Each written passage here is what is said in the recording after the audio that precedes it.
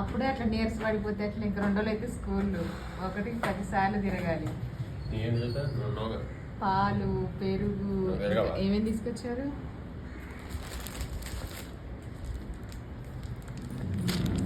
Double రొట్టె అంటే bread, జాము కొడుకు కోసం, రవ్వ మా వారి కోసం, పాలు మా వారి కోసం, పెరుగు మా దీవెన్ బాబు కోసం.